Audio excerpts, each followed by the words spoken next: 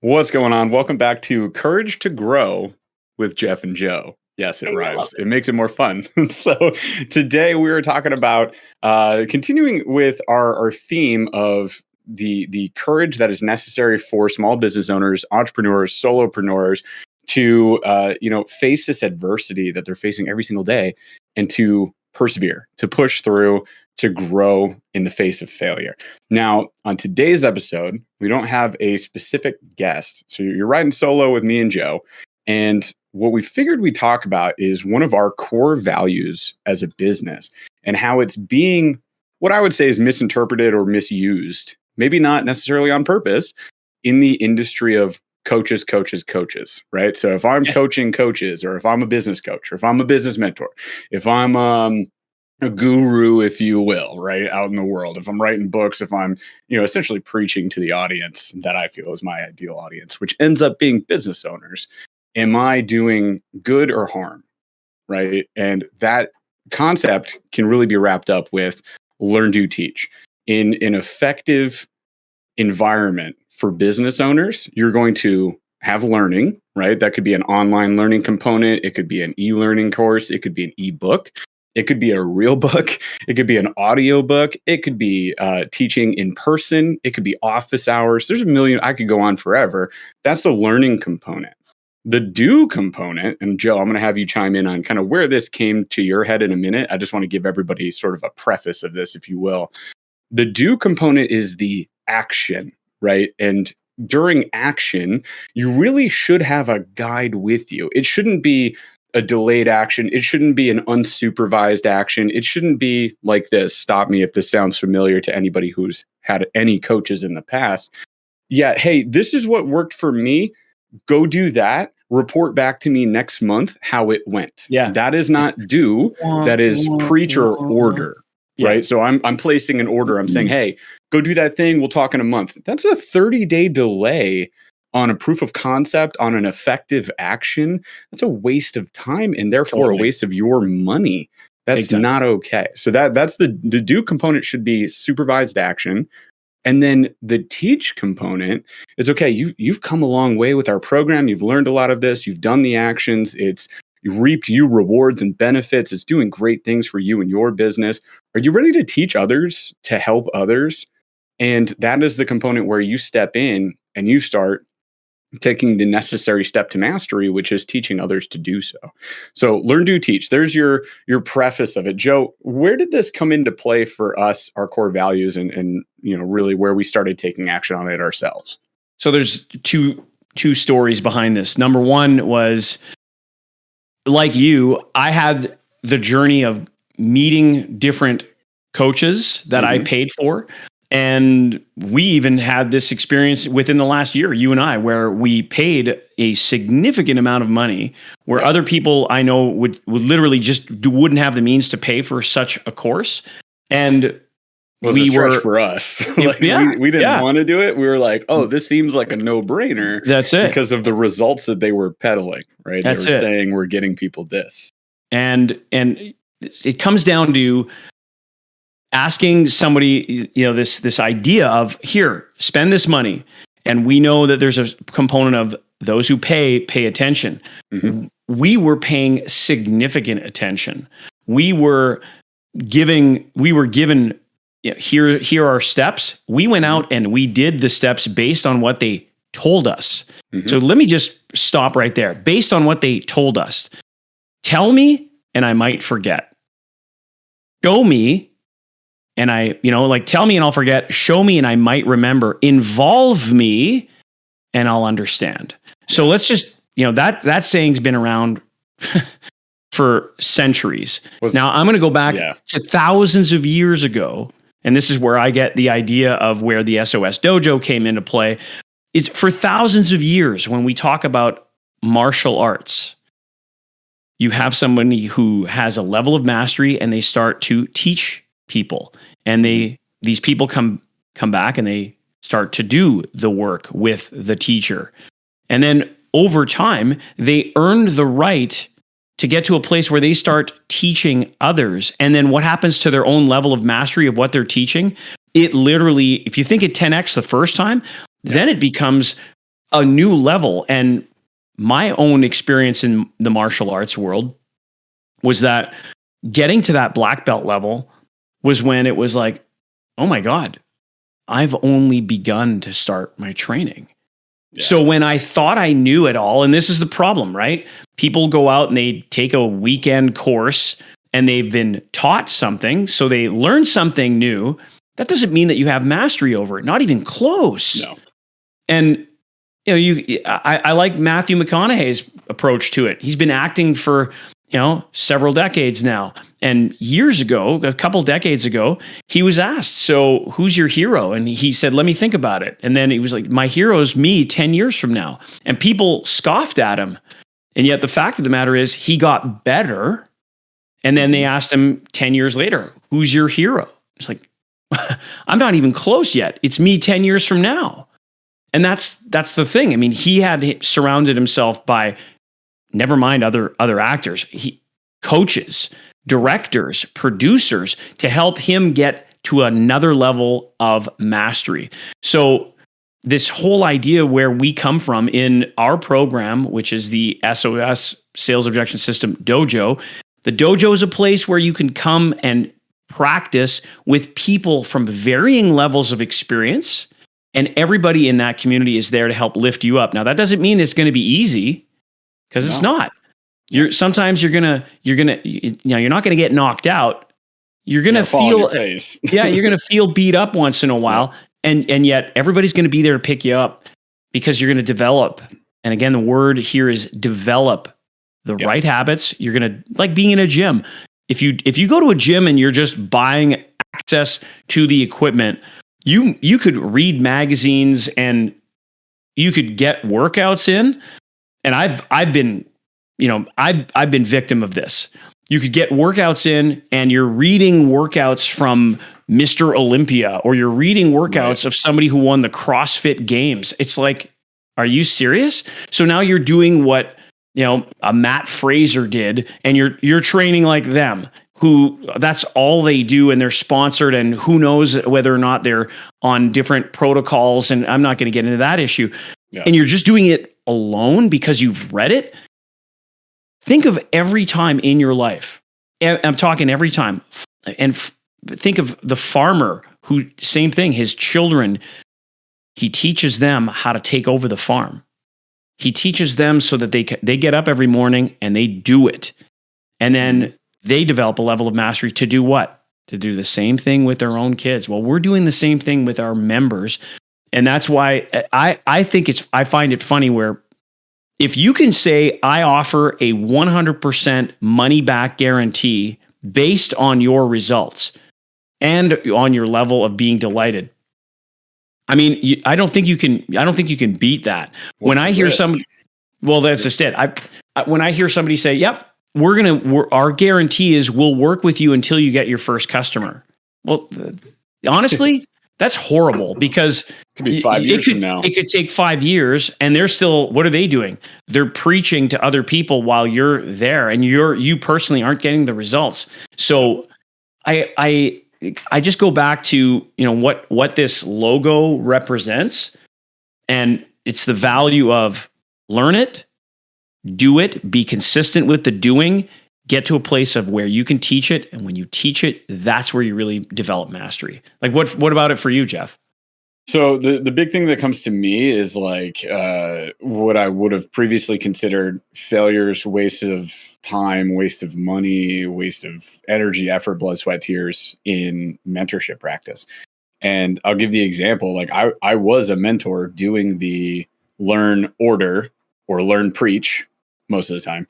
I always felt like I was preaching from a soapbox. So it was like I would do the learn, order to my clients.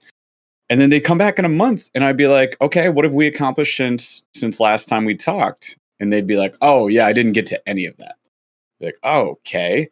And then the next month would be the same. And the next month would be the same. And if they made it 6 months, I'd be like, cool, we're friends. Like we've been hanging out for 6 months, but you haven't accomplished anything based on the practice that we're trying to deliver to you. So what's the problem? Like what's going on? And I was just kind of a cog in that machine that just it wasn't clicking right.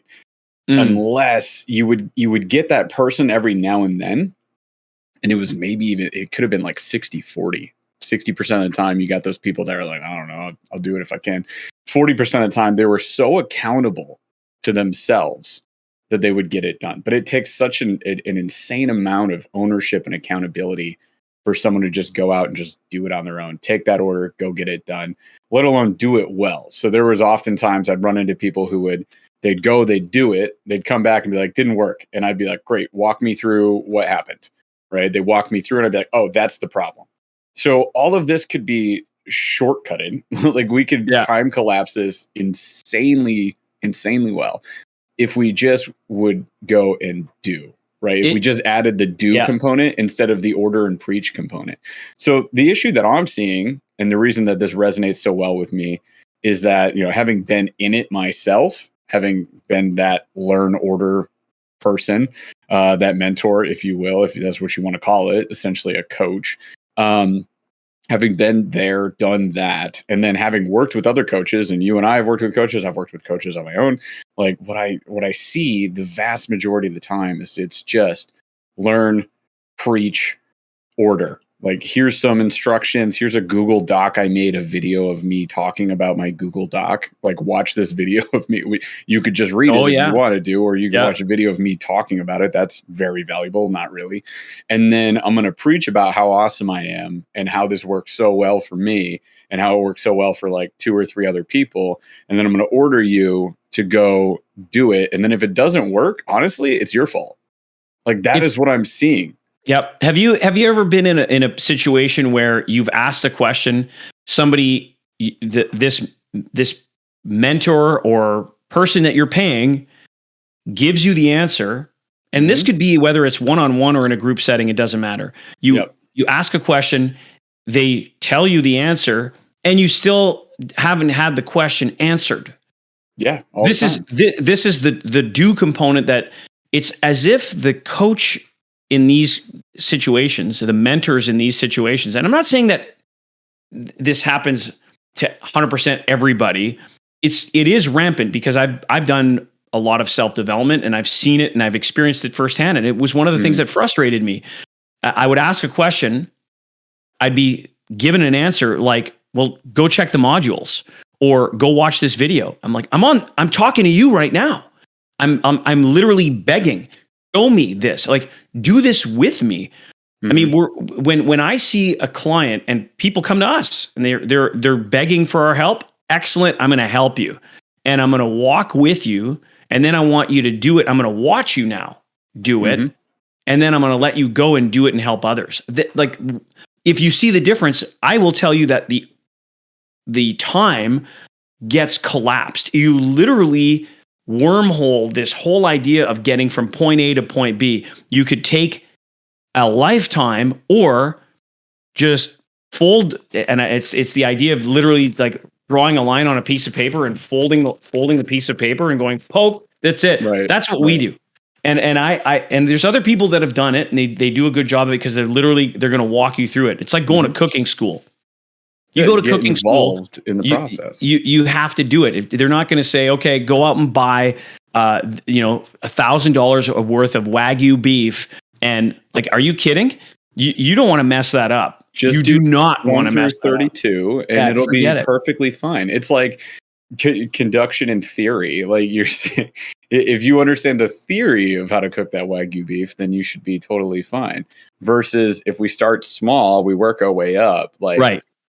I mean, there's many steaks that could be compared to Wagyu. There's also many steaks that are similar in how they would cook that would be far cheaper. So like the point is you could start small and work your way up, a progression, kind of like your farm example. So when a farmer teaches his kids how to run the farm, he's not saying, all right, follow me for an entire day. Here's how you run the farm. Tomorrow you're running. You do it. No. This is how so many people get operated, and it's so horrible. Or and even if they build a manual, doesn't matter. I'm going to read 38 SOPs today. No, none of us have time for that. So if instead someone were to take the entirety of your business and break it down into its smaller parts, and I'm not just talking like your general operations, your sales, your marketing, your deliverabilities. We're not talking about that. Like, it's even further down than that. So if you go to like a gym, for example, let's take CrossFit because you brought it up earlier. It's like Sure. you're running group classes. So your deliverable is going to be large, big picture, right? The top of the umbrella, it's fitness, right? Okay. In what capacities? Well, we have nutrition, we have group coaching, we have personal training, and we have maybe specialty classes, right? I'm going to do a powerlifting course. Okay, cool. So we have those. Then you break that down into further components, and you're going to have your programming, you're going to have your coaching, you're going to have within your daily workout, you're going to have, okay, how do I introduce everybody in the class? How do I do an icebreaker question? How do I get people pumped up for today's session? Get them feeling good, get their names out of my mouth so that they know I know who they are. And we've got that personal touch point. So I'm going to say, hey, Sally, it's great to see you again. Hey, Tony, so excited to have you in class today. You do an icebreaker question. Then you get into your description of what they're going to do for the day. And I can go on, like, because I used to write these SOPs, but like, right. You have to get down and get super granular with it and then work your way back up. Now, if you took a mentor who's like, I'm going to make you the best CrossFit gym in the world, right? Then they would have to start at the bottom layer of that granularity and work their way up with you, right? Now, here's the thing. 99.9% repeating of coaches out there, coaches who coach coaches, are going to say, that's insanity. I don't have time for that. That's why nobody does that. I hear you. There is a solution. You don't have to do it one-on-one. Because the beauty of it is, how many CrossFit gyms are there at this point? I don't know, probably 15,000. I don't know. I'm just throwing a number out there. Sure. A lot, right? So let's say that there's a whole bunch of CrossFit gyms. Well, the vast majority of those could be broken down into just a few categories. You're going to have your boutique CrossFits, which are 1,500 square feet, and they might be in a shopping mall. They might be in a strip mall area, right? You're going to have your big box gyms. This is going to be like NorCal CrossFit, or what is now just NorCal, I guess, with Jason Kalipa. So you're going to have like 5,000 square foot. That's his footprint. That's what he looks for. So 5,000 square foot. You're going to have your mega box gyms, which are like 10,000, 15,000 square foot. But I could like categorize you guys. And then I could put you into small groups, and then I could coach you that way. Saves me time, still collapses the time for you, because now the thing is that I realized over 6.5 years of mentoring is everybody has the same questions. I would find myself doing 7 one-on-one, 1 hour calls in a day and answering the same 3 to 4 questions 7 times that day. And well, and like, how often did you hear Jeff, where and I've seen this whether in so many different, again, I love to learn, so I'm purchasing programming so I can continually, because I'm a believer in the concept of Kaizen, which is continual, never-ending improvement. And I'm in these other programs, and I can hear people say, I'm running into this objection, and then you get here, watch this video on how to handle it. It's like, read the script, even worse. Or it's literally in passing. Well, just say this. And then they say it. And then the person is there dumbfounded, and they're trying to write it down. And what'd you say again? And it's like, and then I think of the rules of communication, that the words are only 7% of the way that we communicate. 93% of the way we communicate is tone and body language, and people are just telling them what to say and not how to say it. And then they're not getting them to say it back, and then making sure that they're saying it right. I mean, so all of these things are missing.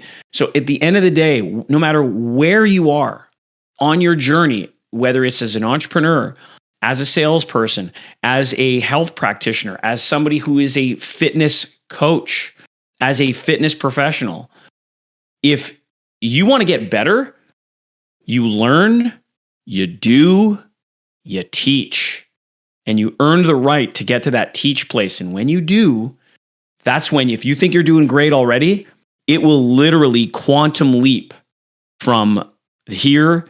And if you're not, you can't see me, it's like literally the sky's the limit. And I think that is mastery in a nutshell. I mean, that's the only way to progress as a black belt through the other degrees of black belt is to teach, right? Like you have to go and do that thing and get other people to understand what you learned from, whoever you worked with as a black belt, right? Yeah. So yeah, that's the way that we operate, you guys. And what we're really saying, if we're saying anything, and we're not pointing fingers at anyone. I said that in the beginning. And also, I don't think it's entirely any of these coaches' faults. I think it's the environment around business coaching that is at fault. It's that nurture versus nature kind of situation where a lot of these guys, they had mentors who did the same thing.